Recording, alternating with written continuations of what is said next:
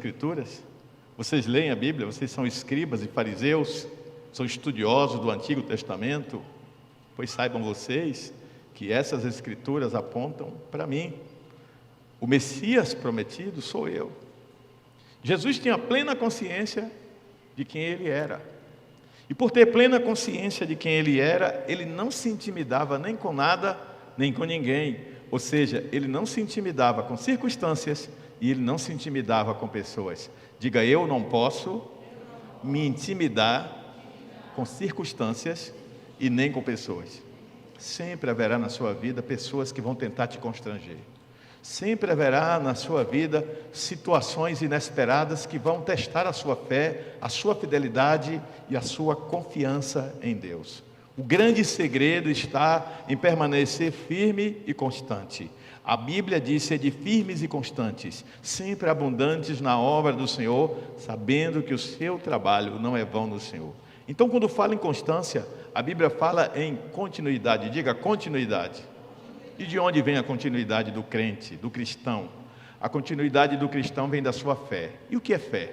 A Bíblia diz que a fé é o firme fundamento das coisas que não se veem e a prova das coisas que se esperam. Portanto, fé se resume em duas palavras: alicerce e convicção. Eu estou fundamentado na rocha dos séculos, que é Jesus Cristo. Então nada me abala. E eu tenho convicção de quem eu sou no reino e quem eu sou no mundo.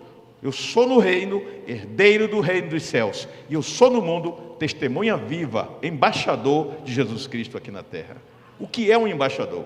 O embaixador é alguém que representa uma nação em outra nação. Jesus Cristo disse que no momento em que você se converteu, você não é mais desse mundo. Você é cidadão, cidadã do céu. Então todos vocês que estão aqui são embaixadores e embaixadoras. Vira para a pessoa do seu lado e cumprimente. Diga, olá, embaixador, embaixadora. Uma saudação boa aí. Como vai, embaixador? Tudo bem? Quando você for se apresentar por aí e perguntarem, quem é você? Quem você pensa que é? Muito prazer, eu sou o embaixador. Aí você diz o seu nome. Eu sou o embaixador Teobaldo. Embaixador? Ô, embaixador, desculpe. Uma piada que disse que um pastor foi parado, numa blitz em Brasília, e ele era da ordem dos ministros evangélicos de Brasília. E aí tinha um brasão da República, e tinha o nome Ordem dos Ministros. E embaixo tinha evangélicos de Brasília. O camarada pegou a carteira e viu só, Ordem dos Ministros. E o camarada estava todo grosseiro. Quando ele olhou, ministro, desculpe, eu não sabia, estava aqui. Ele disse, não, eu sou ministro evangélico. Aí voltou tudo de novo. Mas você é o embaixador. Você é o embaixador, representante de um governo espiritual aqui na terra. Você tem autoridade, porque você não fala pelo seu próprio nome. Quando o presidente da república de um país nomeia um embaixador, aquele embaixador é representante daquele país. Ele está naquele outro país para defender os interesses daquele país. Ele pode até não gostar, ele pode até não concordar. Ele entrega o cargo para outro, mas enquanto ele exercer o cargo, ele está ali para defender as políticas de Estado de quem o nomeou. Ele está ali para defender os interesses do Brasil ou da outra nação que ele faça parte. E você, como embaixador do reino de Deus, você está na terra para defender os interesses, os valores e os princípios do reino. A mensagem que eu trouxe para vocês hoje tem como título, é um título um pouco longo, eu vou colocar no grupo depois, a profundidade da palavra de Deus e sua relevância em nossas vidas. Diga, a profundidade da palavra de Deus e sua relevância em nossas vidas. Relevância quer dizer importância. O quanto a palavra de Deus é importante em nossa vida. Esse texto revela Jesus evocando, quer dizer, chamando para si a responsabilidade e a autoridade espiritual que ele tem consciência de que ele possui no reino dos céus. Jesus sabe quem ele é. E ele foi o único homem perfeito que viveu nessa terra. Eu sou imperfeito. Você que está me ouvindo aqui é imperfeito, você que está me assistindo em casa é imperfeito. E por mais que façamos as coisas corretamente, em algum momento vamos pisar na bola. Em algum momento vamos cometer erros. Mas aí, ao invés de desistir e desabar, ao invés de se entregar à mediocridade, você busca a excelência através de Cristo Jesus, a sua referência. A Bíblia mostra Jesus como a palavra que se fez carne. No princípio era a palavra, diz João capítulo 1, a palavra estava com Deus e a palavra era Deus. Ele se fez carne para ser a referência. E o que é referência? Referência é alguém que você toma como modelo. Referência é o que você olha e diz assim: eu quero ser daquele jeito. E Jesus se torna a referência do homem perfeito, o homem que anda e vive segundo a vontade de Deus. Um homem que se sujeita, quer dizer, se submete a Deus de tal maneira que ele não vive mais segundo aquilo que lhe agrada, segundo o que lhe dá prazer. Um exemplo clássico disso é a oração de Jesus no Getsemane, ou Getsemane, como chamam, o Monte das Oliveiras. Getsemane, ou Getsemane, era o nome da prensa que amassava o fruto da oliveira, que a gente chama de azeitona. Então aquela prensa moía, saía aquele caldo que era o líquido que dava origem ao óleo. E aquele caldo saía porque ela era espremida. E Jesus foi espremido pelos nossos pecados, como diz Isaías, porque o castigo que nos traz a paz estava sobre ele. Ele foi moído por causa das nossas transgressões, diz Isaías 53. E hoje, eu e você somos moídos nas nossas relações interpessoais, moídos nas nossas lutas diárias, moídos nas nossas emoções, moídos pelos traumas que às vezes não temos nem consciência de que ainda os temos. Não sabemos nem como surgiram, mas esses traumas enraizados, encarnados e encravados dentro de nós, às vezes no nível inconsciente, eles nos autossabotam. O que é autossabotar? É levar você a prejudicar a si próprio. E quando somos autossabotados, entramos num círculo vicioso que sempre que alguma coisa parece que está para dar certo na nossa vida, que estamos indo na direção errada, a gente acaba tendo uma atitude ou fazendo uma escolha que nos coloca numa rota de destruição. Anos atrás, eu gostava, final de semana, de ir na videolocadora pegar filme. Geralmente eu pegava um filme infantil para Felipe e um filme para mim, de aventura, o estilo que eu gostava, drama, ficção científica. E eu estava na locadora, escolhendo o filme, e uma moça se aproximou. Ela é bem conhecida aqui em Juazeiro, ela era de uma igreja aqui de Juazeiro. Ela disse: pastor, o senhor é psicanalista? Eu disse: sou. O senhor poderia me ajudar? Eu disse: com o quê? Pastor, por que é que eu tenho um dedo podre? Ela fez assim com o dedo. Eu disse: como assim dedo podre? Eu estou na igreja, tem muitos rapazes maravilhosos na igreja, alguns já me pediram em namoro. Pastor, eu só namoro o homem do mundo e só namoro o homem da pior espécie. E são esses que me atraem. Eu parei de escolher o filme e fiquei parado escutando aquela moça falar. E ela começou a me contar ali mesmo, no videolocador, a situação dela. E em dado momento, ela disse assim: o pior é que o que eu mais odiava no meu pai é o que esses homens têm. Aí ficou tudo claro para mim. Ela tinha uma relação mal resolvida com o seu pai. E ela estava querendo consertar o pai na figura de outros homens parecidos com o pai. Existe muita gente que tem outras áreas da sua vida que não foram devidamente equacionadas e resolvidas e que se tornam escravos disso. Mas eu tenho uma boa notícia para te dar. Cutuca a pessoa do lado e diga assim: ele tem uma boa notícia para a gente. Diga: ele tem uma boa notícia, com alegria. Bora, Deco, alegra. Cutuca essa mulher bonita aí do teu lado e diga assim: ele tem uma boa notícia.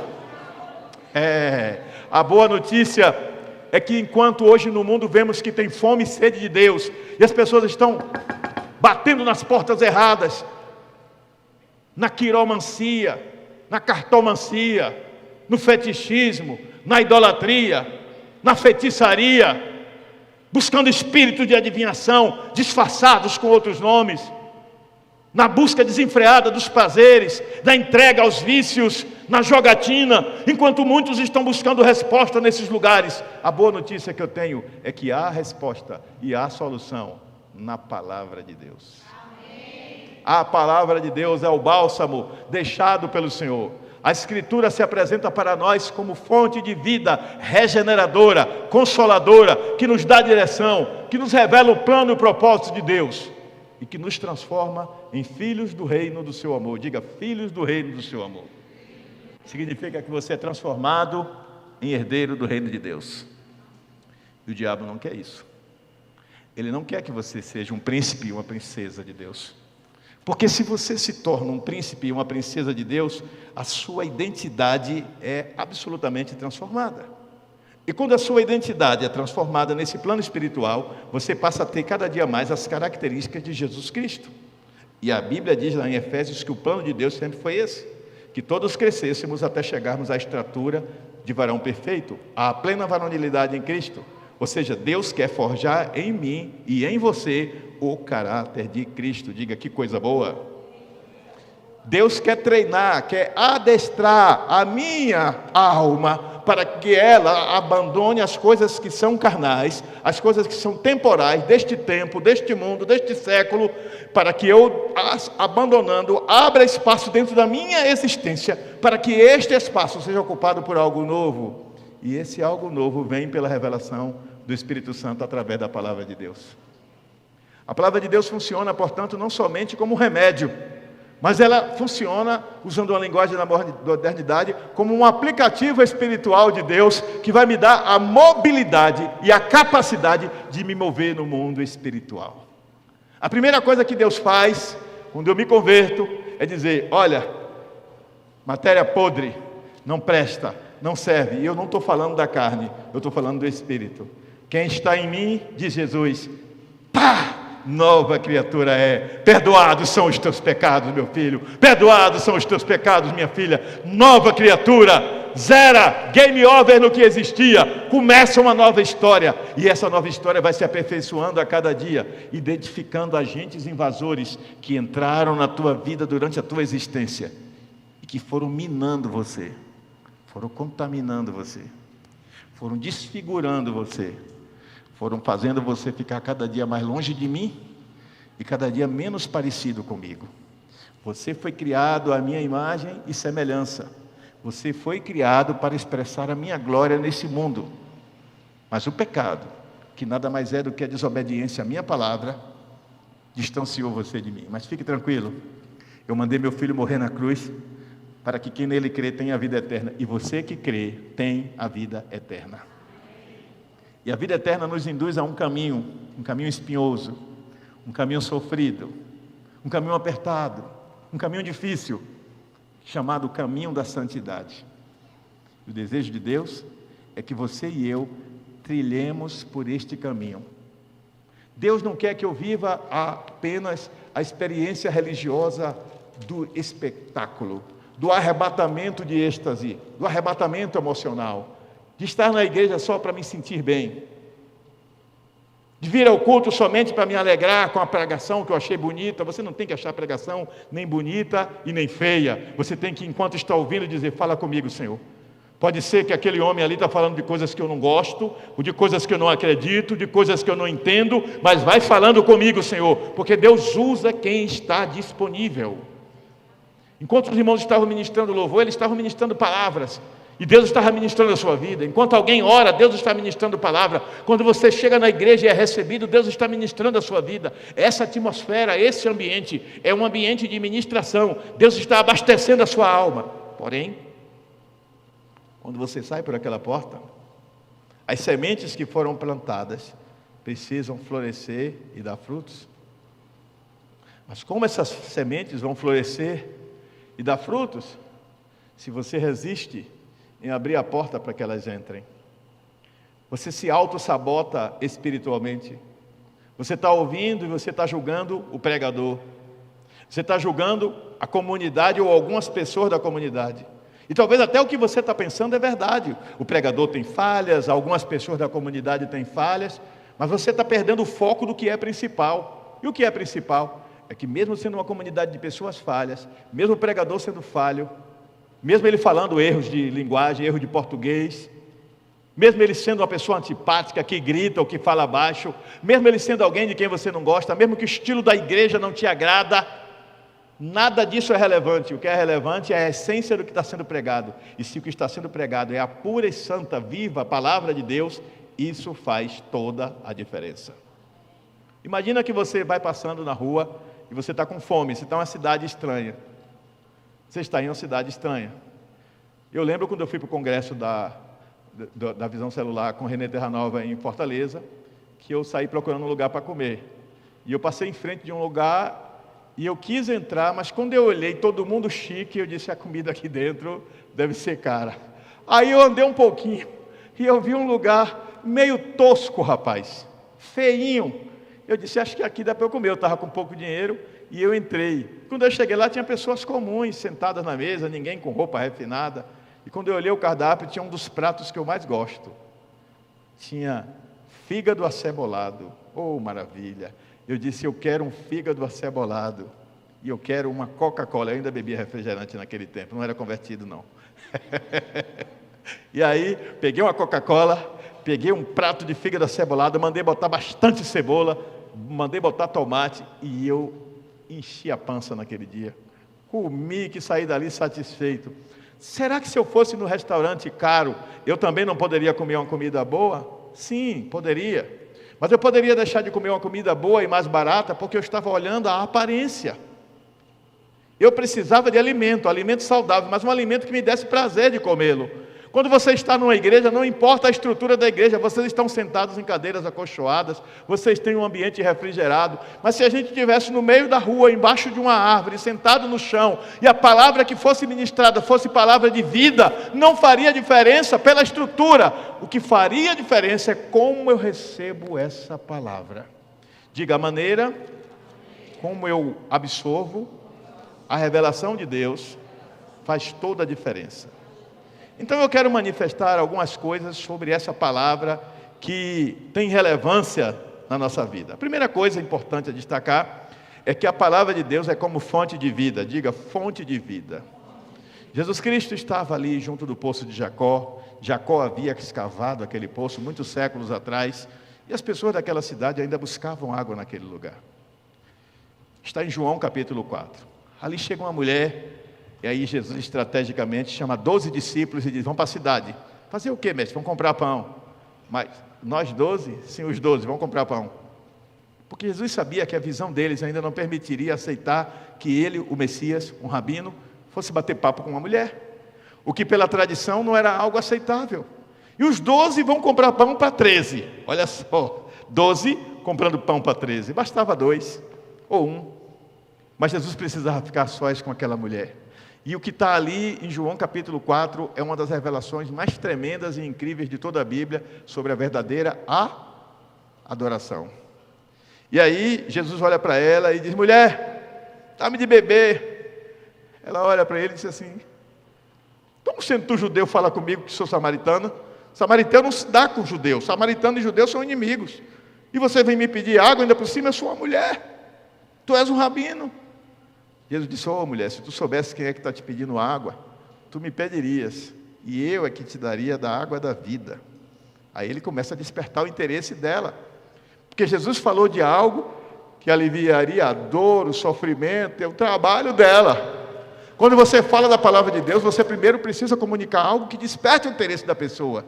Não precisa mentir, mas fale algo que chame a atenção para o que você está falando. Você está dizendo que você é pobre? Se você tivesse 1 minuto para me dar atenção, eu ia lhe falar como obter as maiores riquezas. Maior riqueza? Como assim? Aí você fala das riquezas da eternidade, das riquezas do reino dos céus. Você primeiro conquista a atenção. E Jesus conquistou a atenção daquela mulher. Jesus despertou interesse nela. Mas ela ainda estava com uma visão humana. Ela estava pensando na água do poço, H2O, mas Jesus tinha algo muito maior para oferecer a ela. O que nós temos para oferecer a este mundo é muito maior do que o mundo tem para nos oferecer. Então eu não compreendo quando um crente troca as riquezas do Evangelho de Cristo pelas coisas ínfimas, insignificantes, mundanas e passageiras, que são só desse mundo. Nada desse mundo, por mais especial e atraente, por mais belo, e por mais que a maioria aplauda, nada neste mundo é mais relevante e mais significativo do que a palavra de Deus revelada em nós, que nos revela Cristo, esperança da glória. E aquela mulher, ela começa a conversar com Jesus, e à medida que Jesus vai conversando com ela vai compreendendo a espiritualidade do que Jesus fala. E ela chega a tal ponto que quando Jesus revela que a verdadeira adoração é adorar o Pai em espírito e em verdade, ela diz, Senhor, eu vou à cidade, eu vou falar para as outras pessoas que eu achei o Messias, eu achei o Cristo. Ela vai para a cidade, e parece que ela era uma mulher de grande influência naquela cidade, porque ela volta com uma multidão, e quando eles chegam, e Jesus começa a ministrar para eles, com a mesma profundidade que ministrou para ela, A Bíblia diz que eles olham e dizem: agora nós estamos crendo, não porque você testemunhou, mas porque os nossos olhos estão vendo, os nossos ouvidos estão ouvindo, ou seja, porque nós estamos tendo a nossa experiência. Quando alguém é tocado e contagiado pela palavra de Deus, ele se torna referência na vida de outras pessoas. Você quer ser isso? Você quer ser isso? Se manifeste direito. Você quer ser assim? Diga: eu quero, meu Deus, ser cheio da tua palavra. Onde eu estiver, transbordar a tua palavra com tanta convicção que as pessoas à minha volta sejam tocadas e transformadas pelo poder da palavra. A palavra do Senhor é viva e eficaz, mais penetrante do que uma espada de 2 gumes. Isso ela testifica no livro de Hebreus 4:12. Mas não ficou só nisso. A palavra de Deus, como fonte de vida, ela também nos dá direção e esperança. Como assim, pastor? Direção e esperança? Sim, direção e esperança. Direção e esperança de quê? Direção e esperança de que o Senhor nos guia por meio desse mundo, em caminhos tortuosos, em caminhos tenebrosos, em caminhos que estão em escuridão, sendo Ele mesmo a luz para a nossa vida. O salmista diz: lâmpada para os meus pés e luz para o meu caminho. É o quê? A filosofia, a sociologia, a pedagogia, a medicina, nenhuma das ciências humanas. A luz que me ilumina não é o conhecimento do saber humano. A luz que me ilumina é a revelação da palavra de Deus. Quando a palavra de Deus entra em mim, ela se torna luz. E Jesus é a palavra encarnada que está em mim e que me revela como luz neste mundo. Aí as pessoas olham para mim e pensam que eu tenho luz. Eu não tenho luz própria. A luz está em mim, mas eu não sou o dono da luz. A Bíblia, no capítulo 1 do Evangelho de João, diz que João Batista, nele estava a luz, mas ele não era a luz. Estava a luz que resplandece sobre os homens. Jesus se manifesta através de João. A mensagem de João foi o momento precursor, preparatório para a vinda de Jesus.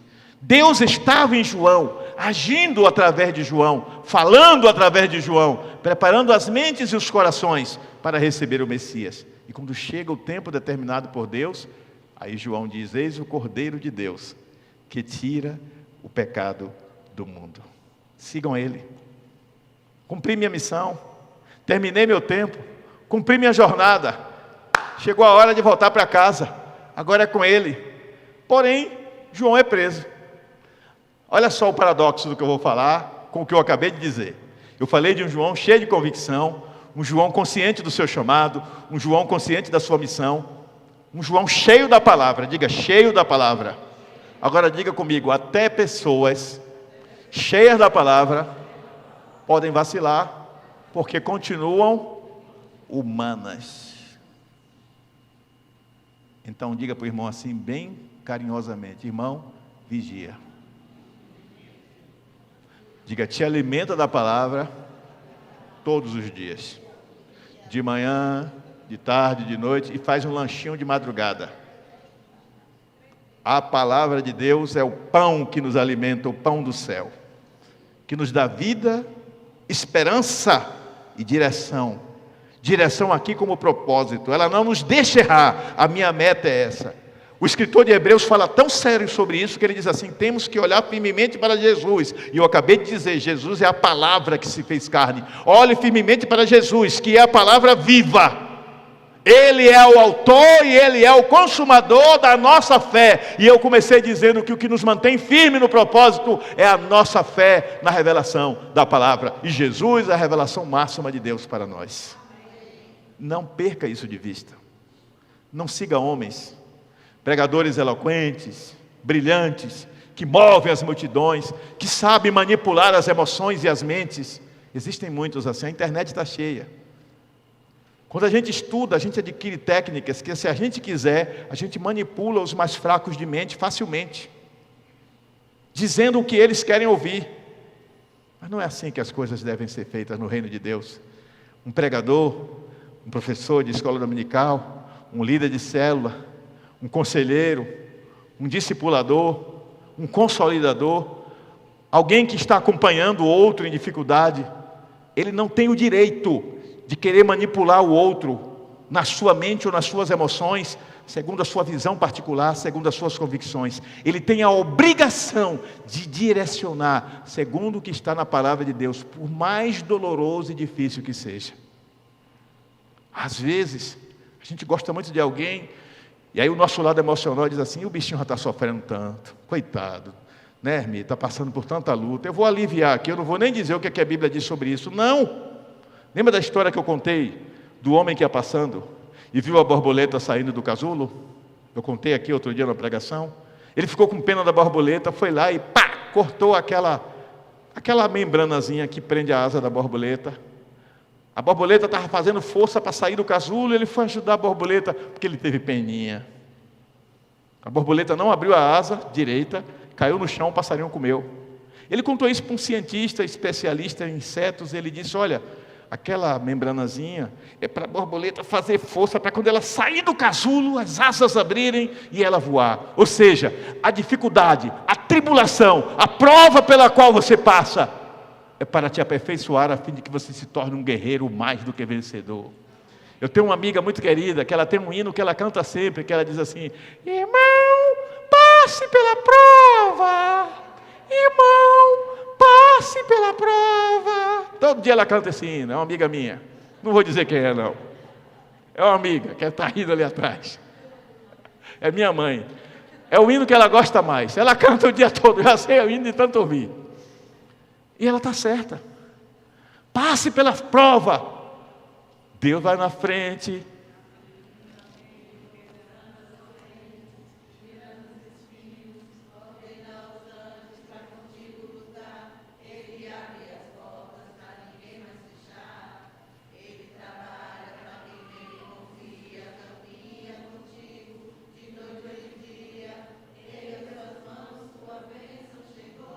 Comece a cantar.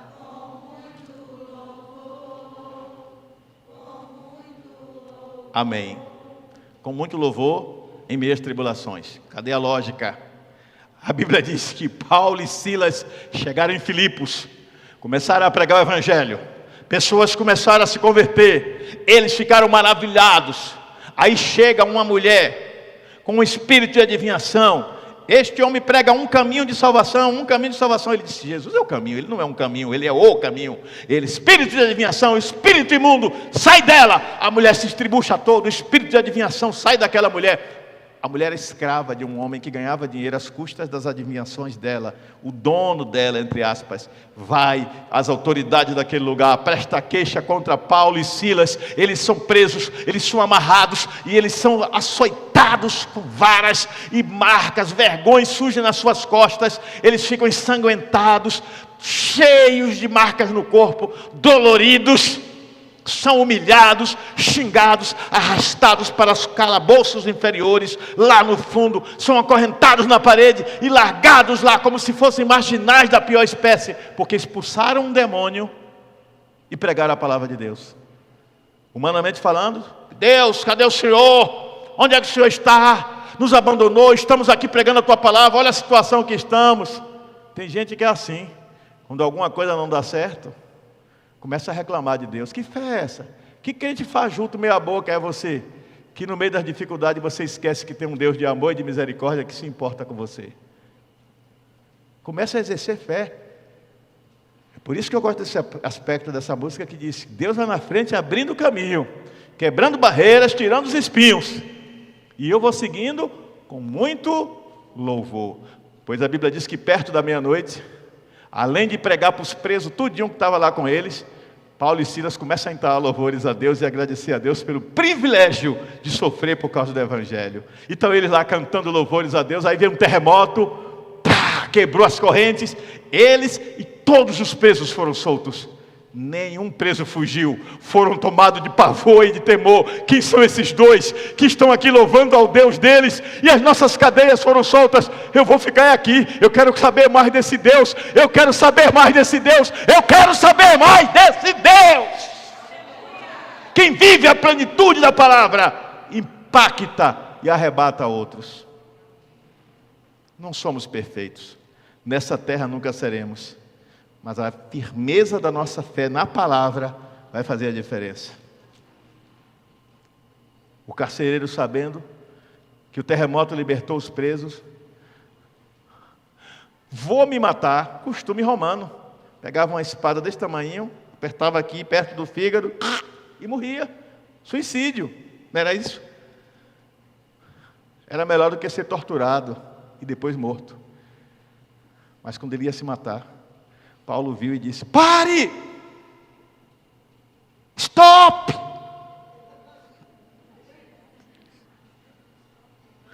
E ele parou. Estamos todos aqui. Ele então pediu luz. Eu acho interessante essa sutileza da Bíblia. Ele pedindo luz, quer dizer, ele pegou certamente uma lamparina. Ele pedindo luz, foi, olhou, contou, e todos os presos estavam lá.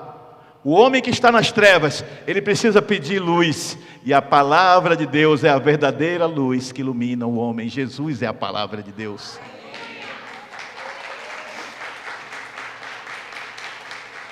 E quando ele pede luz, e ele entra, Paulo prega.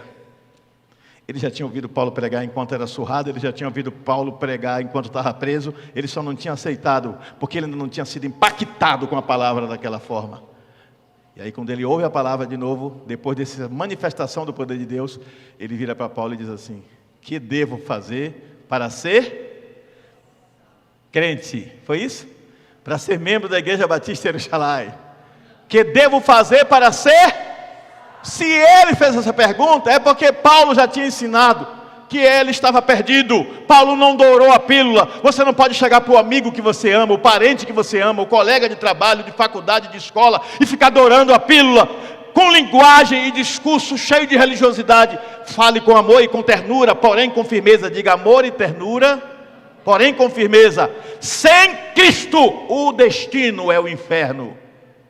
Com Cristo, o destino é o céu. E abra a Bíblia e mostre João 3,36. Aquele que crê no Filho tem a vida eterna, mas aquele que não crê no Filho, a condenação permanece sobre ele. Permanece porque já está, só permanece o que já está. Mas verdadeiramente Jesus Cristo se manifestou para destruir as obras do diabo. Ontem fomos vítimas de um ladrão, e a Bíblia diz que o ladrão vem para roubar, matar e destruir. Mas Jesus Cristo veio para outra coisa. Ele veio para que você que está assistindo em casa, você que está aqui, ele veio para que você tenha vida e vida em abundância. Vida superior, vida espiritual, vida eterna, vida junto com Deus, no padrão de Deus. Quando a gente entende isso, tudo muda. O que devo fazer para ser salvo? Não para ser religioso, mas para ser salvo. Não para ser membro da igreja, mas para ser salvo. Ele disse: crê no Senhor Jesus e serás salvo, tu e toda a tua casa. Um herege escreveu um livro baseado nesse versículo e disse que quando uma pessoa se converte, a família toda é salva. Está na Bíblia. É interessante como as pessoas deturpam a palavra de Deus. O que ele estava dizendo na verdade é: crê no Senhor Jesus e serás salvo, tu e toda a tua casa, tu e toda a tua família, porque com o teu testemunho tu vais levar a tua família a Cristo. Mas quando você não entende que o seu primeiro campo missionário é a sua casa, o seu primeiro campo missionário é a sua família, você maltrata a sua família, despreza a sua família, e você não vai ganhar a sua família para Jesus. Diga: Senhor, me ajude a ganhar os meus parentes, principalmente os mais próximos, para Jesus. A Bíblia está repleta de textos que reafirmam isso. Por exemplo, a Bíblia diz que a mulher santa santifica o seu marido. A mulher sábia edifica com as suas próprias mãos, mas a tola destrói. A postura espiritual que você adota muda a realidade espiritual dentro da sua casa. Eu lembro que manhã um dia entrou no quarto, eu já tinha saído do banco, eu trabalhava no banco, eu tinha saído do banco com a indenização Deus me orientou a fazer uma casa nova para minha mãe. Ela morava numa casa de taipa. Botamos a casa no chão, moramos de favor numa casa que ainda estava em construção e construímos uma casa antes de reboco, piso e tudo, nós entramos. E eu comprei um beliche para mim e Edivaldo. E eu estava, fim de semana, eu saía do banco, eu trabalhava no banco, eu ia para lá, e eu ficava com minha mãe fim de semana. E eu lembro que um dia minha mãe entrou, eu estava ajoelhado orando. Ela disse: esse não faz outra coisa na vida, a não ser viver ajoelhado, fazendo aí eu não sei o quê. Minha mãe falou isso porque ela era má. O seu parente, quando ele despreza a sua fé, ele não está desprezando você. Ele está expressando a sua ignorância. Ignorância aqui, gente, não é grosseria. Ignorância é do verbo ignorar, é desconhecer. Ela estava revelando que ela não conhecia Jesus. Eu fui grosseiro com ela? Não, eu falei do amor de Deus. E o amor de Deus foi tocando a vida da minha mãe. 12 anos e meio depois, minha mãe saiu de São Bento, onde ela morava, convertida. E ela veio aqui e disse: eu vim me converter na igreja do meu filho, mas ela já veio convertida de lá. E está firme nos pés do Senhor até hoje. Meu irmão não queria nem ouvir falar de Jesus. Meu irmão hoje é pastor. Então eu continuo dizendo: você é um ser imperfeito, servindo a um Deus perfeito. Então peça que a perfeição de Deus, através da santidade, da confissão de pecados, do pedir perdão, vá sempre regenerando você, até que você seja mais e mais semelhante a Jesus, pelo poder da palavra. Porque quando ouvimos a palavra e ela entra em nós, ela nos dá direção, propósito e nos enche de esperança. Mas a segunda coisa é que Jesus é o cumprimento das Escrituras. Diga: Jesus é o cumprimento das Escrituras. O próprio texto base que eu li, João 5,39, Jesus Cristo: examinais as Escrituras, mas elas testificam de mim.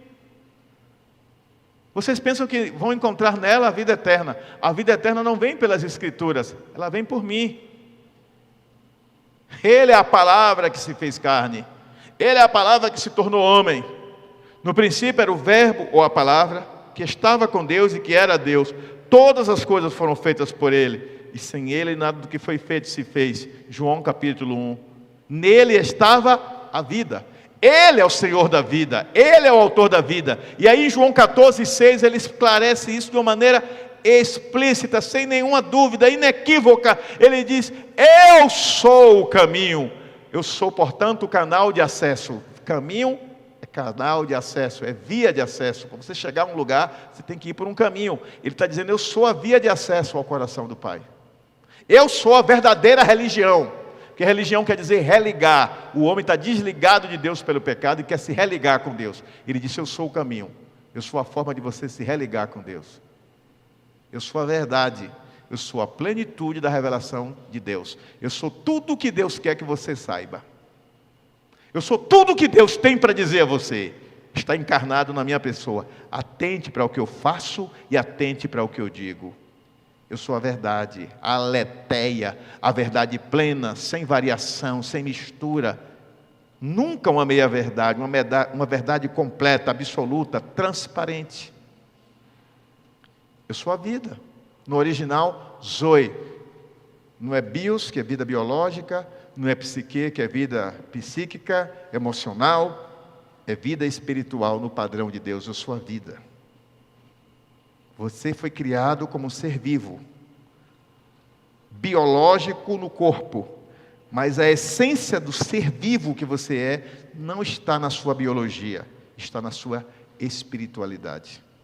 É o seu espírito que assemelha você a Deus, porque Deus é espírito, Ele não está como um espírito, Ele é espírito, e você não tem um espírito casualmente, você é espírito, a pessoa que você é um ser espiritual. Esse nome que você tem, essa menina linda, que dizem que parece comigo, porque é bonita, que está aqui na minha frente, chamada Larissa. Larissa foi o nome que o pai e a mãe dela escolheram para dar a ela. Era o nome que eu queria dar à minha filha, se eu tivesse uma filha. Já estava tudo combinado com Nilza. O nome da minha filha ia ser Ana Larissa. E com o passar dos anos eu ganhei mais um nome para botar, Graça. O nome dela ia ser Ana Graça Larissa.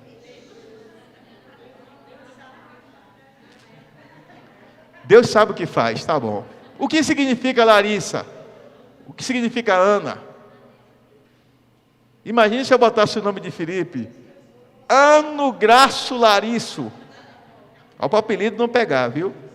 Larisso. Então, Larissa quer dizer cheia de graça, em russo.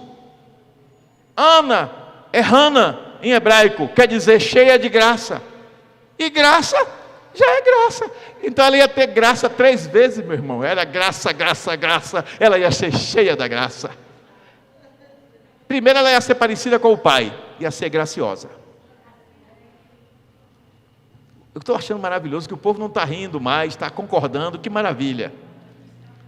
Então, ela se escapou, não foi por isso que ela não veio. Ela disse, eu vou nascer nada. Eu procuro outra família para nascer. Vou nascer na família de Jairo. Você era para ser minha filha, foi nascer lá na família de Jairo e de sua mãe, está vendo? De Edna. Mas você ia ser filha de Teobaldo e Nilza. Aí você conversou com Deus, disse, Deus, com esse nome, me deixa nascer em outra família, não foi? Você combinou tudo. Brincadeira à parte, Larissa tem um espírito, que é a essência dela. Ela é um ser espiritual, criada à imagem e semelhança de Deus. Um dia Larissa vai viver muito, se Jesus não voltar antes, e ela vai viver aí 100 anos, 110, 120, está feliz, né? E aí, ela morre, o corpo se acaba, vira pó, toda a estrutura psíquica que se vai,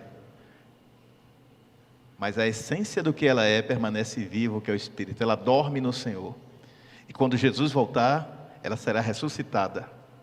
E se você tem um parente que você ama, que morreu crente em Jesus Cristo, ele vai ressuscitar para a glória eterna. Ela vai ressuscitar para a glória eterna. Por isso se apresse em falar de Jesus e do seu maravilhoso amor, da sua graça salvadora, da sua eterna graça salvadora para as pessoas que você ama, as pessoas que você julga especiais, mas também pregue para aquelas que você não gosta, para aquelas que te perseguem e fazem o mal, porque o seu papel na terra é anunciar Jesus e glorificá-lo até que Ele volte. Então, quando a gente entende isso, que a gente é um ser espiritual, a nossa essência é espiritual, a gente vive mais a espiritualidade plena. A busca do homem na terra é uma busca vã, é uma busca vazia. Toda a existência humana é baseada na busca de um propósito, do sentido da vida, de onde eu vim, para onde eu vou, quem eu sou, por que é que eu estou aqui na terra. A busca por um propósito moveu o homem a diversos caminhos, mas só há um caminho que leva ao céu, e esse caminho é Jesus. E Jesus se manifesta através da revelação da palavra. 2 de Timóteo 3, 16, 17 vai mostrar exatamente sobre isso, que toda escritura é divinamente inspirada. É divinamente inspirada porque não é obra da mente humana, é obra da revelação do Espírito Santo de Deus através de homens limitados. É o Deus ilimitado, o Deus infinito, comunicando-se com o homem limitado, finito, e tentando verbalizar através das palavras desse homem quem ele é e qual é o plano dele para a vida da raça humana, para a vida de cada um de nós. Quanto mais envolvemos-nos com esta palavra e mergulhamos nela, mais profunda se torna a revelação de Deus. Então a busca humana é uma busca vã e vazia, mas quando ela encontra propósito na palavra de Deus, ela encontra sentido de existência. Também, essa palavra revela um Deus encarnado, e o Verbo se fez carne. Deus estava existindo na sua absoluta essência espiritual, mas como ele poderia se comunicar com seres que não eram apenas espirituais? Se nós fôssemos formigas e Ele quisesse nos salvar, Ele teria virado uma formiga. Se nós fôssemos elefantes, Ele teria virado um elefante. Mas acontece que ia ser muito difícil um ser desse se comunicar com o outro. Porém, nós somos seres pensantes, seres sensitivos, capazes de pensar, de sentir e de fazer escolhas. E nessa postura que nós temos de escolhermos, Ele nos deu a opção de escolhermos entre a vida eterna ou a distância eterna. A distância eterna é também chamada de condenação eterna, mas a vida eterna é a vida em comunhão com o seu Espírito para sempre. Quantos aqui querem ter essa comunhão eterna com o Senhor? Se não fosse para isso, então para que nós estamos aqui? Para que nos reunimos dominicalmente? Para que um dia entregamos a vida a Jesus, aceitamos ser batizados? Para que então comemos do pão e bebemos do cálice, simbolizando o corpo e o sangue de Cristo? O batismo, a morte, sepultamento e ressurreição. Se Jesus Cristo não ressuscitou dentre os mortos e não está vivo à direita de Deus Pai, e se Ele não vai voltar um dia para buscar a nós, a sua igreja, então qual é a razão de continuarmos sendo crente? Diga comigo, há um propósito revelado na palavra eterna de Deus. Ele fala de esperança, de um Deus que se fez carne para se aproximar e se identificar comigo. Diga, eu amo esse Deus porque Ele veio ao meu encontro. O Evangelho de Romanos não é chamado de Evangelho, é chamado de carta. Mas a Epístola aos Romanos é como se fosse um Evangelho, escrito a um povo depravado e mundano. Toda a carta de Romanos, eu aconselho vocês a estudarem com bastante cuidado, ela foi escrita para uma geração depravada. O mundo grego e romano, chamado greco-romano, o mundo romano se estendia pela maior parte do mundo conhecido daquele tempo. O Império Romano tinha extensão grande. E tudo começou lá atrás, no século IV, se eu não me engano, antes de Cristo, com Alexandre o Grande, quando ele criou a introdução da cultura grega, do conhecimento, da filosofia grega, dos deuses gregos, no mundo que ele conquistou.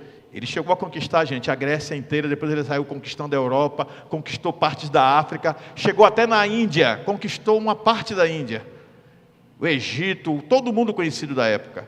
E quando ele conquistou tudo isso, ele foi impondo a doutrina, o ensinamento da cultura grega. Como um dos povos que formaram os gregos foram os helenos, eles chamam cultura helênica, a cultura grega. E aí, ele começou a introduzir a crença naqueles deuses da Grécia, ele começou a introduzir o culto a esses deuses, ele construía templos dedicados aos deuses da Grécia, mas ele respeitava os deuses que já existiam ali, ele respeitava a cultura que existia, ele apenas trazia algo novo e fazia parecer que aquele algo novo era superior ao que já existia. E esse fenômeno também foi impondo a língua grega foi obrigado a falar grego. Então o camarada falava a língua da terra dele e o grego. O mundo passou por esse processo chamado de helenismo. Mas a cultura grega era uma cultura depravada. Era uma cultura que celebrava, por exemplo, a bissexualidade. Era normal isso. Era uma cultura em que a mulher era subjugada, como se fosse quase uma propriedade do homem. E nesse contexto, o mundo todo se tornou uma extensão da Grécia. A corrupção estava em todo lugar. Os gregos inventaram a democracia, mas também trouxeram com ela a corrupção e os conchavos do poder. Quando Roma se estabelece como um império, e na época de Jesus era um império romano que já estava ficando poderoso, nesse contexto todo, as depravações chegavam dentro da igreja. E Paulo escreve ao povo romano falando disso. E quando ele escreve falando disso, ele revela um Deus que amou o homem de tal maneira que ele se fez carne, ele se encarnou. A revelação de Paulo fala das relações interpessoais entre irmãos, fala da depravação dentro da igreja, fala da depravação nos negócios, da depravação na sociedade, fala de casamento, fala de relação de pais e filhos, fala de relação até política. Mas a essência do que ele fala é da relação com Cristo. E ele fala da força da palavra no capítulo 10 de uma maneira incrível. Ele diz que se com a tua boca confessares a Jesus como Senhor e em teu coração creres, serás salvo. E ele chama isso de a palavra da fé. Ele diz, esta é a palavra da fé que pregamos. Eu acho fascinante o modo como Paulo conseguia pegar toda a sabedoria greco-romana, e ele era um grande conhecedor dessa cultura, e trazer tudo para o colo de Cristo. Ele moía, amarrava tudo e dizia, tudo isso é importante, mas a essência é Cristo. Ele pegou todas as correntes filosóficas da sua época, ele foi destroçando o que não prestava para o Evangelho, e no fim ele disse, isso converge a Cristo. Cristo é isso aqui. Ele mostrou a superioridade de Cristo ao saber humano, ao conhecimento humano, à influência humana. E hoje, nós estamos vendo o caminho inverso. Crentes entram para a universidade, adquirem um tiquinho de conhecimento, faz um curso, não chega nem a doutorado, e já se enverga todo, parecendo que engoliu uma bengala, já quer saber mais do que os outros, já quer contestar a palavra de Deus, quer contestar a autoridade. Mulheres entram na faculdade e quando saem já querem bater de frente com seus maridos, querem ser superiores. Deus não te fez para isso, para ser superior. Deus te fez para ser bênção, cooperadora do seu marido, aliada, parceira. Mas o evangelho está sendo contaminado por distorções conceituais que estão entrando e distorcendo o sentido da palavra. Por isso as pessoas estão se entregando às paixões. E a Bíblia vai dizer no livro de Romanos, capítulo 1, a partir do versículo 18, que Deus entregou os tais às suas próprias paixões, para que se destruam sozinhos. Então leiam Romanos para conhecer a doutrina da depravação e compreender do que você tem que fugir. Então, quando eu entendo que esse Deus encarnado se manifestou para a minha salvação, eu entendo que Ele se manifestou para que eu seja santo. Diga, Ele se manifestou para que eu seja santo. Porque Jesus se faz homem e permanece santo, para que eu seja tal qual Ele foi. Quem diz amém a essa palavra? Glória a Deus. Terceiro ponto, para encerrar. A divindade de Cristo e seu propósito espiritual. Jesus é chamado de Emanuel. Isaías diz que seu nome será Emanuel. O que quer dizer Emanuel? Deus conosco. Dando continuidade ao que eu disse do Deus encarnado, ele está falando que Deus veio ao encontro do homem. Todas as religiões, em todas as culturas, falavam de uma pessoa buscando se aproximar de Deus, tentando se religar com Ele, através de rituais.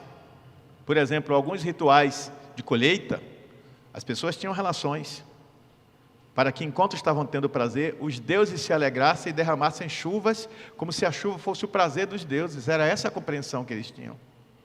Existiam pessoas que entendiam que tinham que sacrificar uma virgem. Outros entendiam que tinham que sacrificar uma criança. E aí tinha religiões que tinham sacrifícios humanos, sacrifício de animais. Tinha pessoas que entendiam que tinham que se retalhar. Aí pegavam chicotes com lascas de ossos e se retalhavam. E saíam sangrando, porque o seu sangue estava sendo derramado como sacrifício, como punição pelos seus pecados. Essas pessoas não entendiam que todo esforço humano é uma tentativa de dizer: Deus, eu não preciso de você. Eu estou aqui tentando me aproximar de você. Eu estou aqui tentando fazer uma conexão com você. Mas entenda uma coisa: quem está fazendo o sacrifício sou eu. Tudo que depende do seu esforço e do seu sacrifício, dispensa a Deus. Quando você fala de dependência de Deus, você está falando de uma área que você não pode agir, que você não pode fazer nada. Sabe o que você pode fazer pela sua salvação? Nada. Tudo que tinha para ser feito, já foi feito. Ele veio, Ele viveu, Ele morreu, Ele ressuscitou. É só dizer: eu o recebo como Salvador. Porque obra mesmo pela salvação, você não precisa fazer nada. Ele já conquistou com o alto preço, com a sua vida, a morte que era minha, para que eu pudesse ter a vida dele, Zoe, vida no padrão de Deus em minha vida. É fundamental entender isso. Por quê? Porque eu estou falando de um Deus que veio ao meu encontro. Ao contrário de todas as religiões que o homem se esforçava para criar meio de se aproximar do seu Deus, este Deus se fez carne, este Deus veio ao meu encontro. Este Deus se tornou um de nós, se tornou homem. Comeu feijão, carne e farinha, andou nas ruas, riu, brincou. Se fosse hoje, pegava até o baba. Era capaz, se Jesus vivesse no dia de hoje, bater um baba. Sair para pedalar junto com a gente. Porque não pense em Jesus como um ser humano extraterrestre que vivia numa bolha, isolado de todo mundo. Não. Jesus era um ser humano como o outro, que sentava na mesa, comia, dava risada, fazia necessidades básicas, soltava pum, fazia tudo que um ser humano faz. Porque ele não era um extraterrestre, ele era um ser humano. Mas em meio a tudo isso, ele deve ter sido assediado. Mulheres devem ter assediado Jesus, talvez até homens também. Devem ter feito propostas corruptas a Jesus. Jesus deve ter sido chamado para briga. Muitas coisas que acontecem no cotidiano com nós, conosco, os seres humanos, aconteceram com Jesus. Mas tem um versículo que é um segredo. Ele diz assim: ele em tudo foi tentado, mas em nada ele pecou. Ele é a minha referência por isso, porque ele teve a opção o tempo todo de pecar e ele escolheu não pecar.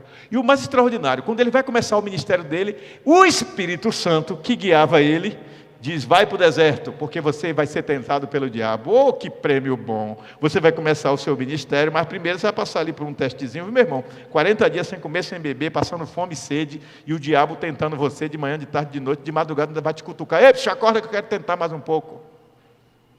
40 dias e 40 noites sendo tentado pelo diabo, e ele permaneceu.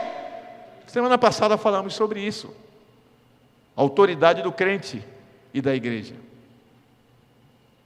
Quem estava aqui na semana passada? Levante a mão. Mais da metade da igreja não estava a semana passada. Interessante isso. Algo a ser estudado. Mas aí, o que acontece? Ele vence o diabo com o poder da palavra. Jesus não vence o diabo dizendo: alacazinha, alacazão, sai Satanás. Jesus não prega um dente de alho. Hoje eu dei risada com o Bento, conversando com a mãe dele. Ele viu um desenho lá, sei lá o que foi. Ele disse assim: mamãe, você sabe o que é que os morcegos odeiam? Aí Vitória disse: o que é? Ele disse: os vampiros também odeiam. É alho, vovó, é alho, mamãe. Bento pode acreditar nisso porque Bento só tem 5 anos. De criança a gente compreende, a gente tolera, a gente releva tudo. Mas uma pessoa adulta, um crente, lavado e remido pelo sangue de Jesus, experiente, que está na igreja há não sei quantos anos. Tem crente que está na igreja desde o século passado. Né, Manúbia? Eu não sou dessa época não, mas tem crente que está na igreja desde o século passado. E acredita em sortilégios, coisas mágicas que protegem. Vou abrir a Bíblia no Salmo 91. Eu fui na casa de uma pessoa crente, mas não era da nossa igreja não. Cheguei lá, está a Bíblia aberta no Salmo 91. Aí eu fui para fazer uma oração a pedido e disse assim: ó, pastor, aqui em casa a Bíblia é aberta no Salmo 91. Eu disse: por quê? Eu não presto, né, rapaz? Eu tenho esse defeito. Oh, meu Deus, eu falo demais. Nunca mais me chamaram para orar nessa casa. Ele disse: por quê? Ah, porque é um salmo poderoso. Todos os salmos são poderosos. Todos são palavra de Deus. A senhora está pensando que sua Bíblia está aberta no Salmo 91, o mal vai sair da sua casa? Não. O mal vai sair da sua casa pela autoridade espiritual que você tem para orar e repreender o mal. Pelo testemunho de vida que você tem. Pela sua intimidade com Jesus Cristo. Tem gente que abre no Salmo 23 que é para atrair paz. E agora vim dizer que tem uns salmos de prosperidade que o povo fica rodando o dia todo. O áudio do salmo de prosperidade. Diz que tem até pastor do cabelo engomado aí ensinando a fazer isso. Tem outros na cadeira também ensinando. E o povo está aprendendo pela internet. Como ser próspero. O segredo para ser rico está na Bíblia. Você tem que ler esse salmo 3 vezes por dia e enviar para mais 40 pessoas. Corrente da prosperidade. Vai, besta, acreditar nisso? Sortilégio, bruxaria, feitiçaria, tentativa de manipular o poder de Deus, disfarçada de espiritualidade, religiosidade fajuta, que não tem fundamento na palavra de Deus. Não caia nisso, é lorota, é engano de Satanás. Caia fora disso enquanto é tempo. Está cheio de gente bem vestida, engomadinho, ensinando heresias, mentiras, usando a palavra de Deus. E as pessoas dizem: você quer ser melhor do que os outros, só porque você não crê? Não é porque eu não creio, é porque eu conheço a palavra. E eu conheço um enganador, manipulador da palavra quando eu vejo um. E eu conheço um trouxa religioso quando eu vejo também. E o mundo está cheio de trouxas religiosos. Sai da igreja, ouve uma mensagem como essa, ou em outras igrejas onde tem homens e mulheres de Deus pregando a santa palavra de Deus, aí chega em casa, vai ligar na internet um desconhecido que não sabe de que buraco saiu, não sabe quem é, aí tudo que ele fala bebe, porque ele fala bonito, porque ele atende o seu estilo, ele veste-se do jeito que você veste. O pastor Teobaldo não estava de paletó e gravata. Eu não gosto quando o meu pastor, de calça jeans ainda por cima, e de sandália de couro, que foi Vanúbia e Deco que deram para ele, e ficam todos dois envaidecidos, quando vê ele usando a sandália. Eu vou parar de usar para não pecar por vaidade. E se eu resolver pregar descalço? Eu já ouvi um não daqui. Eu só não posso pregar nu. Mas descalço, eu posso. Eu não vou tirar a camisa. É desrespeito com vocês. Mas existem pessoas que estão medindo os outros pela sua performance, pela sua aparência. Aparência não importa, essência importa. Porque quem tem essência não comete extravagância na aparência. Mas quem vive de aparência já tem a extravagância na sua essência. Já está estragado. Vive um teatro de representação. Uma vez eu ouvi um pastor pregar e dizer assim, não bate papo, ele disse assim com outros pastores: eu prego de acordo com o grupo, se eu souber que aquela doutrina ali não é muito boa, eu não vou por esse caminho, eu vou por aqui. Quer dizer, ele vive para agradar ao público e recebeu uma boa oferta. Está cheio disso. Homens de Deus que vão para onde dá o melhor cachê. Anos atrás teve um evento aqui promovido por um amigo meu. Convidou um pregador famosíssimo, deputado hoje. E esse pregador estava certo que vinha para Juazeiro. A multidão foi para escutá-lo. Quando fomos para lá, soubemos que houve um grande evento em um outro estado, muito grande, e de última hora chamaram esse pregador. Ele nem satisfação deu, mandou alguém no lugar dele, porque o cachê lá era maior. Os cantores que só vão se pagar 100, 150, agora já tem cantor vindo a 200 mil reais. Aí depois pega o microfone e uma cambada de besta lá, parecendo uns boboca, acenando como se fosse, imitando os mundanos em tudo. Aí ele: eu estava em casa, ou ela, e o Espírito me disse: vai a Juazeiro, adore com aquele povo. E os bandos de otário: deixe de ser besta, deixe de seguir homens, você segue Jesus Cristo o ressurreto. Vá a um evento, não é pecado, mas não vai exaltar homens, vai exaltar a Jesus Cristo.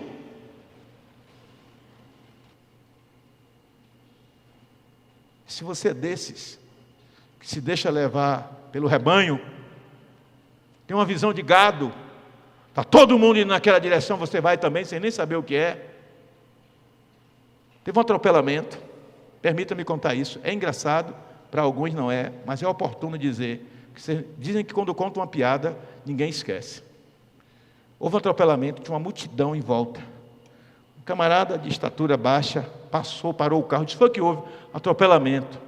Quem foi? Eu não sei, mas eu ouvi alguém dizendo assim: morreu. Aí ele disse: que será que é? Será que é algum conhecido? Mas ele era baixinho, ele querendo saber, ele disse: já sei. Com licença, sou parente do morto. Abre caminho, um parente chegou. Quando olhou, era um jumento. Tem gente que é assim, é atraído pelo desconhecido.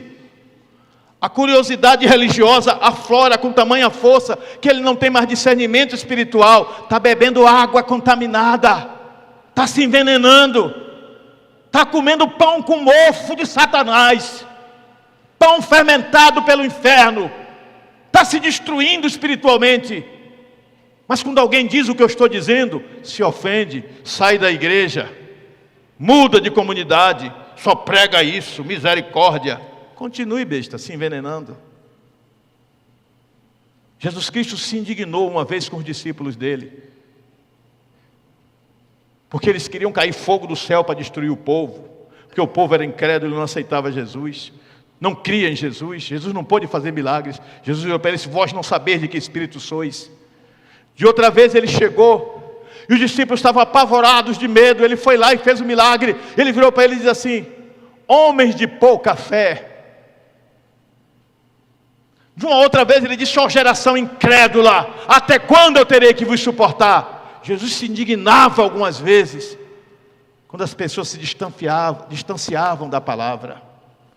Ele chegou no templo e encontrou a casa do Senhor transformada em casa de câmbio. Era mais importante fazer troca de moedas do que propriamente cultuar ao Senhor. E ele saiu revirando as mesas com a sua autoridade espiritual, e ninguém tocou nele, porque o que ele disse era verdade. Está escrito: a casa, o zelo da sua casa me consome. Se cumpriu a profecia nele.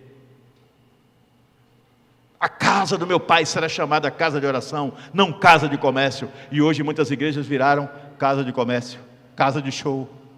O mais importante é ganhar dinheiro com eventos gospel. E quando alguém fala disso, sempre aparece alguém para defender. Continue pensando dessa forma. Eu não penso assim. Porque o objetivo principal não é o lucro. Eu até concordo que se cobre uma taxa, se for o caso, para um custo que teve. Mas se esse custo for exorbitante, é melhor não fazer. Está cheio de gente hoje ficando rica às custas do Evangelho. Está cheio de gente hoje que transformou o Evangelho num bom negócio, mas tem um discurso bonito, fala um evangeliquez bonito, é treinado na capacidade de manipulação das massas, da mente, do pensar e da emoção, do sentir. E um monte de trouxa está indo atrás. Está na hora de acordar. Desligar da Matrix. Os mais jovens como eu entenderam. Desligar da Matrix. Desconectar daquilo que está plugado na tua mente e destruindo o teu pensar, o teu discernimento espiritual. A Bíblia diz que o homem natural, ele discerne, ele entende as coisas naturalmente, mas o homem espiritual, ele enxerga a espiritualidade das coisas.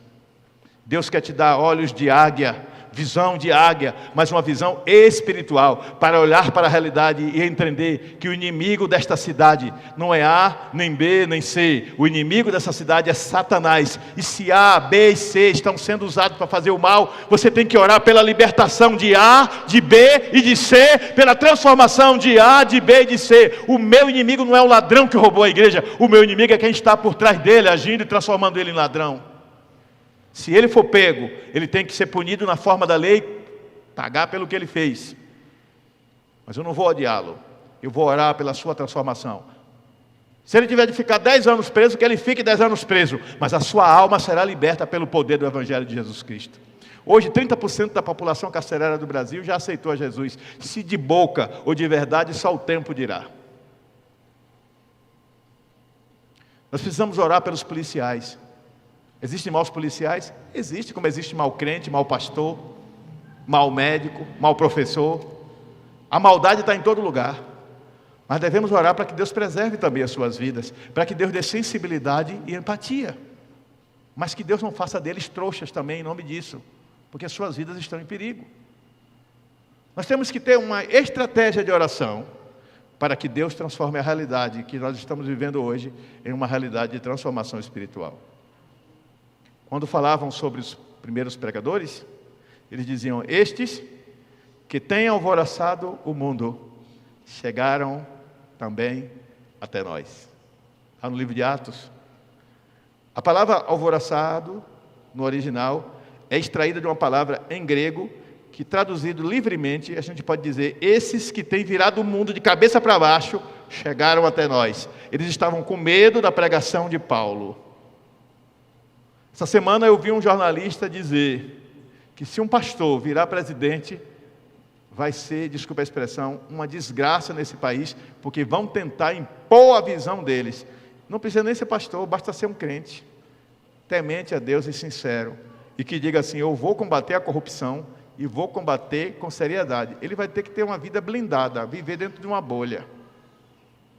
Porque você não pense que a honestidade tem espectro político, não. A desonestidade está na esquerda, está na direita, está no centro. E existem pessoas de bem em todos os lados. Então não é o lugar onde ela está, é quem ela é e quem você é em Cristo. Como é que o mundo te vê? Como é que o mundo entende você? Quando o seu nome é pronunciado, as pessoas associam você aqui. Aquilo ao que te associam é aquilo que te identifica. E a sua essência, diga: a minha essência, está na profundidade da relevância da revelação da palavra de Deus. E para encerrar, Jesus aparece como uma palavra que é força transformadora. Diga: uma palavra que é força transformadora. O conceito de metanoia, que a gente traduz como arrependimento. A palavra que transforma o homem, que muda o ser pessoal, muda o modo de pensar, o modo de sentir, de agir e de reagir. Esse processo de transformação espiritual, que é também chamado de metamorfose. Metamorfose é o que acontece da lagarta quando ela vira borboleta. Deus quer, através da revelação da palavra, colocar você num patamar de excelência, tirar você da condição de monturo e colocar na posição de príncipe. E para isso, Ele quer que você aceite ser guiado por Ele. Diga: eu quero, Senhor, ser guiado por Ti. E 3 pontos para encerrar aqui na conclusão, é que você não deve esquecer. Primeiro, que a palavra de Deus é viva e eficaz, mais penetrante do que uma espada de 2 gumes. A palavra de Deus é viva e poderosa para transformar qualquer homem. Qualquer um. Paulo era o grande perseguidor da igreja. Recebeu cartas para ir a Damasco, capital da Síria, prender, torturar os crentes que havia ali. No meio do caminho, Jesus encontrou com ele. Eu sei da história de muitos homens que eram bandidos perigosos, que foram tocados e transformados pelo poder de Deus. Você tem alguém no seu convívio, na sua família, que é uma pessoa difícil?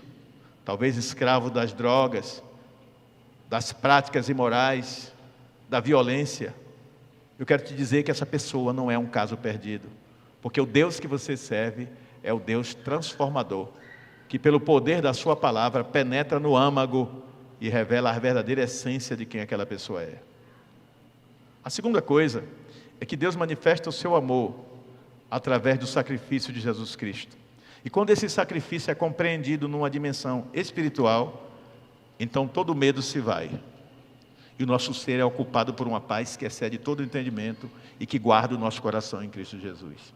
Vem imediatamente a compreensão de que estávamos perdidos, mas Ele se colocou em nosso lugar e morreu por nós. Trocando em miúdos, eu estava condenado a viver preso para sempre, mas Ele foi lá e disse: me dê a pena dele, eu quero pagar no lugar dele. Ele pagou a sua dívida.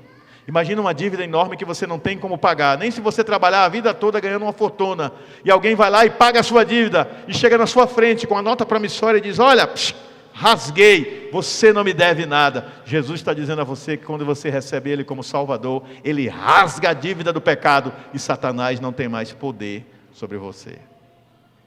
E por fim, tudo isso só é possível quando a plenitude da palavra de Deus encontra lugar na sua vida.